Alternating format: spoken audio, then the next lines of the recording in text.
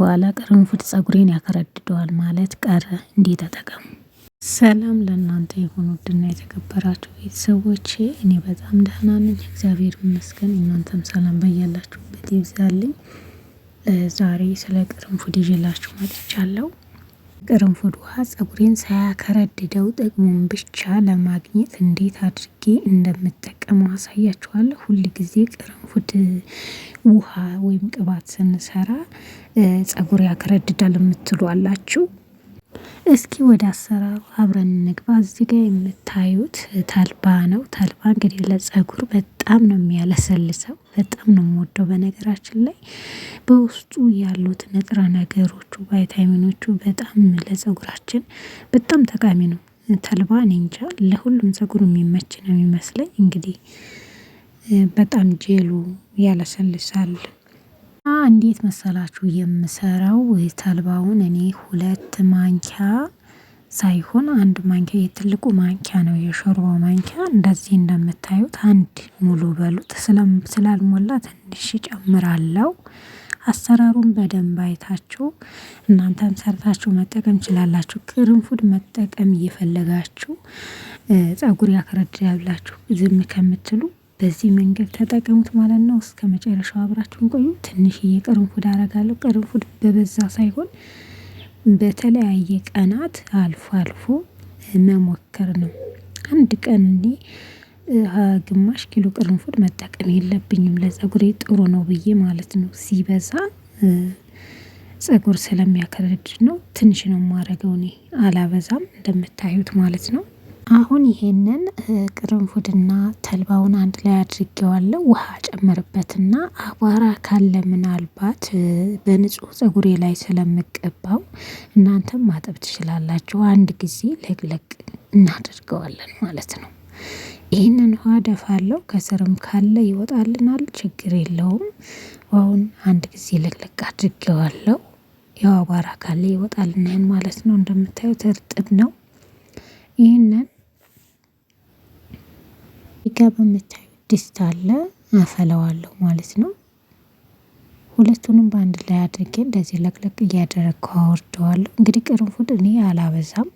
ቅርንፉድ በጣም ትንሿ ብዙ ነው የሚሆነው እና በዚህ መልኩ እንጠቀማለን ማለት ነው። እንደምታዩት 1 ካፕ ውሃ የሚሆን ያክል ወይም 1 ኩባያ ያክል ውሃ አደርጋለሁ። ትንሽ በዛ ቢልም ጥሩ ነው። ሲፈላ እንትን ይላል፣ ያንሳል ለዛ ማለት ነው።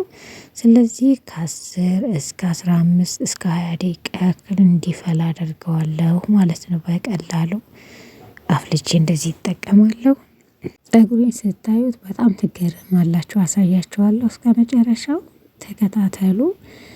እንደዚህ ይፈላል። ማድቀቅ እኔ አላደቅም፣ ምክንያቱም በጣም ካደቀቁት ጨርቅ ማጥለያ ይፈልጋል። በደንብ በጨርቅ አጣላችሁ፣ ሲጠል እንደገና አጣላችሁ ምናምን ነውና የቅርንፉዱ ወይም ደግሞ የምንጠቀመው ውህዱ ማለት ነው ከስር ቆዳችንን እንዳያበላሽብን፣ ለዛ ነው።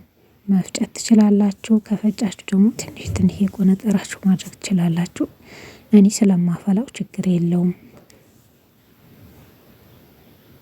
እናም አላበዛም ማለት ነው። በዚህ መልኩ ለምን ፀጉራችሁ ከሚከረድድ እንደዚህ እያደረጋችሁ መጠቀም ትችላላችሁ። ተልባ ያለሰልሳል፣ ያኛው ደግሞ ያከረድዳል። ተቃራኒ የሆነ ጥቅም ስላላቸው ሁለቱንም በአንድ ላይ እንደዚህ መቀላቀሉ መልካም ነው። እንግዲህ በውሃ መልክ እንደዚህ ብትሰሩ እጅግ በጣም አሪፍ ነው። እንደዚህ እየፈላ ይመጣልኛል። ሲፈላ የተልባው ጀል ይወጣል። ሁሉንም አላበዛሁም። እናንተ ለነገሩ ፀጉር በበዛ አይደለም፣ ይሄ ለብዙ ቀን ነው የሚሆነኝ፣ ለአንድ ቀን ብቻ አይደለም። ዋናው በደንብ እንትን ማለቱ ነው። በየ3 ቀን ወይም በየ4 ቀኑ ደጋግሞ መጠቀሙ ነው እንጂ አንድ ቀን አብዝቶ መጠቀም በአንድ ቀን ብቻ ለውጥ አይገኝም። ቀስ በቀስ በ6 ወር በአመት ነው ለውጥ የምታገኙት ማለት ነው። ባንዴ የለም። ባንዴ የሰው ልጅም ሆነ እድግ አይልም አይደል? ቀስ በቀስ አይደል የምናድገው? ፀጉራችንም እንደዛው ነው።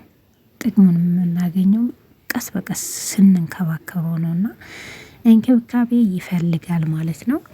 በዚህ መልኩ አፈላዋለሁ። ውሃውን በነገራችን ላይ ቅርንፉዱን ቀደም ብላችሁ ዘፍዝፋችሁ ማሳደር ትችላላችሁ። በጣም ይወጣዋል ማለት ነው። የበለጠ ጥቅም ይኖረዋል። ካጠለላችሁ በኋላ ደግሞ ውሃውን ቅርንፉዱ ከስር እንዲዘግጥ ከስር ማስቀመጥ ትችላላችሁ። ስንረጭም ሆነ ስንጠቀም እሱ አያገኘንም። እንግዲህ አጥፍቼዋለሁ። እንደዚህ እንደምታዩት አጥፍቼ አቀዘቅዘውና የተወሰነ ይቆያል ማለት ነው። የተወሰነ ካቆየዋለሁ አንድ 15-10 ደቂቃ እስከ 30 ማቆየት ይቻላል። እኔ ጨርቅ አያስፈልገኝም፣ ማጥለያ ነው። በዚህ ነው የማጠለው፣ ምክንያቱም ይሄ አያወርደውም። አጠለውና እንትኑን እጠቀማለሁ ማለት ነው። ውሃው ጀሉን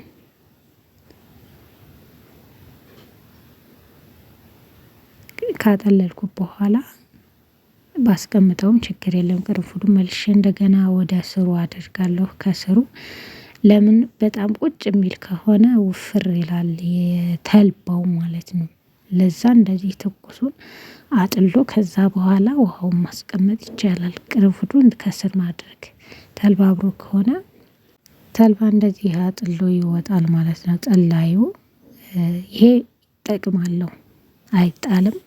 በስነ ስርዓት አስቀምጦ ለምግብነትም ይውላል፣ ለተለያየ ነገር ይውላል ማለት ነው። ተልባ በጣም ወሳኝ ነው። በፀጉር ብቻ ሳይሆን እንዲህ ለምግብነት ራሱ በጣም ጠቃሚ ነው። እንግዲህ ይህን ይመስላል። በጣም አልወፈረም፣ ለምን በጣም አላበዛሁትም። በእንደዚህ መልኩ ማስቀመጥ ትችላላችሁ። አርጉበትና ከናችሁ የተረፋችሁትን የተረፈውን እንደዚህ ቁጭ ማድረግ ይቻላል ማለት ነው። ለመቀባት በሚያመቻችሁ መንገድ ቁጭ እቃ ማለት ማስቀመጥ ትችላላችሁ። ይህ እቃ አሁን እኔ ልቀባበት በሚመቸኝ እገለብጠዋለሁ። ይሄ እንትን ነው፣ ቅርንፉዱ ነው። ቅርንፉዱ ቢሆንም ችግር የለውም፣ ስለምረጫው አያገኘኝም። ይቀመጥ እንደዚህ ማለት ነው እስከሚቀዘቅዝ። ከዛም በመቀጠል ይህንን የተረፈኝን አስቀምጬ ለ2-3 ቀን በተደጋጋሚ ሞክረዋለሁ ማለት ነው። አስቀምጠዋለሁ። ውሃው ይህን ይመስላል። ያው ከለር ለስ ሆኗል ማለት ነው። እንደምታዩት ይሄን ጄሎ አመዝኗል ማለት ነው። እንግዲህ ደግሞ እንቀባለን እና የትም እንዳትሄዱ። ይሄን ይመስላል። እኔ ፀጉርን ፈትቼ እመለሳለሁ፣ ቪዲዮ እንዳይረዝም ማለት ነው። ይህን ይመስላል። ያችሁ ሲያምር ፀጉሬ እንደምታዩት ከታጠበ 3ኛ ቀኑ ነው። እንደዚህ ጭፍርር ብሏል። የኔ ፀጉር በነገራችን ላይ ቶሎ እንትን አይልም፣ ቶሎ ልስልስ እና ወደ ታች ረዘም እንደማለት አይሉም፣ ስብስብ ነው የሚለውና በነገራችን ላይ የኛ ያበሾች ፀጉር እንደዚህ ይመስለኛል። ሁሉም አላውቅም። የኔ መካከለኛ ፀጉር ነው። በደንብ አድርጌ እቀባዋለሁ። መጀመሪያ ሁሉንም እቀባለሁ፣ ለመክፈል ራሱ እንዳያስቸግረኝ ቀባና ከዛ እንደምታዩት በዚህ መልኩ ከፍላለሁ። ከፍዬ ከስርም ያለውን ዛላውንም የፀጉሬን ዛላ፣ ዋናው ዛላው ነው። ዛላው ብዙ ቅባትም አያገኝም አንዳንዴ፣ ለዛ ይጎዳብናል፣ ይበጣጠሳል። ሲበጣጠስ ደግሞ መንታ ያወጣል። ስለዚህ ዛላውን በደንብ መቀባት አለብን ማለት ነው፣ እንዳትረሱ። ስሩን እንደሚያጠነክርልን ሁሉ ዛላውንም ያጠነክርልናል። ስናበጥርም አይጎዳም። እንግዲህ ቅርንፉድን በዚህ መልኩ መጠቀም ችላላችሁ። ዛሬ ይዤላችሁ የመጣው ብዙ ሰው ፀጉራችን ይከረድዳል እኮ ቅርንፉድ የሁላችንም ፀጉር ያከረድዳል፣ ግን ጥቅም አለው። እንደዚህ ማሳጅ ስታደርጉ ደግሞ በደንብ በልቡ በጥፍራችሁ አይደለም። በጥፍራችሁ ከሆነ ፀጉራችሁ ይጎዳል። በጣታችሁ በፊት ለፊት ባለው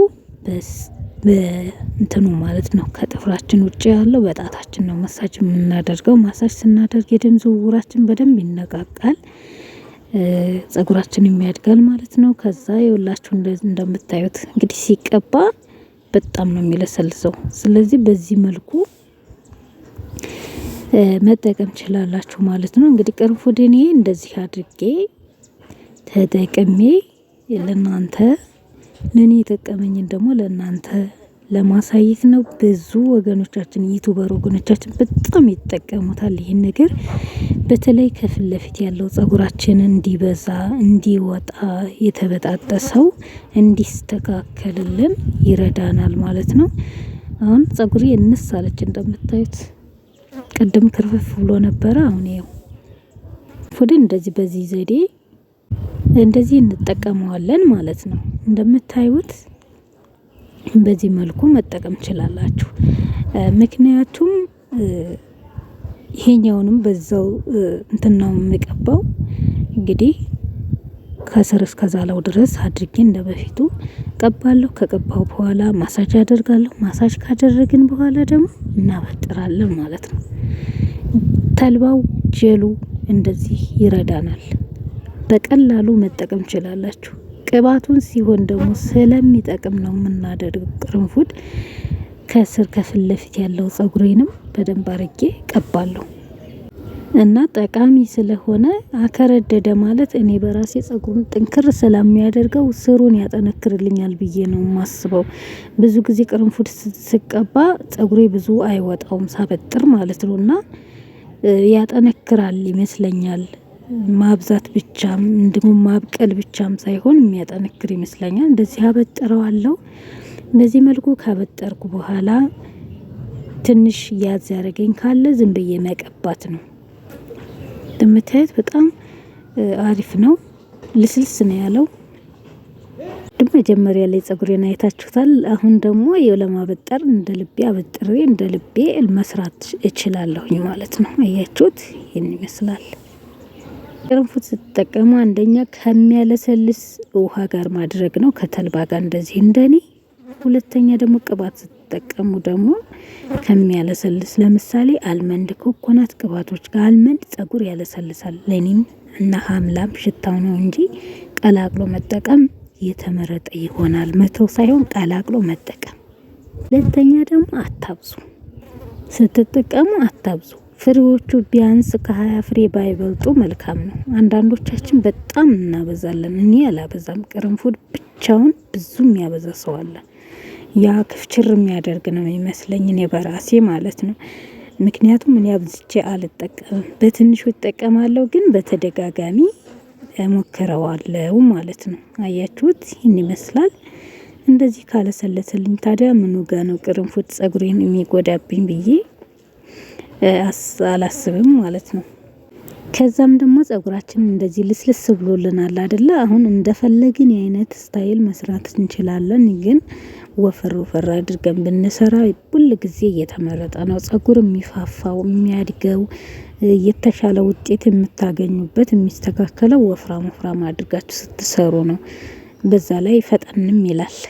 ለስንፍና ነው ወይ እንዳትሉኝ፣ እኔ እንደዚህ ወፈር አድርጌ እሰራዋለሁ ማለት ነው። በዚህ መልኩ ለመፍታትም አመች ነው። ግን እንደዚህ የምትሰሩት በማግስቱ ወይም በሶስተኛ ቀኑ ደግመን ለመቀባት ስንፈልግ ከ2 ከ3 የበለጠ ባንሰራው መልካም ነው።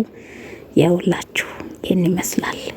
በጣም አመሰግናለሁ ስለተከታተላችሁኝ። ደህና ሁኑ። ቻው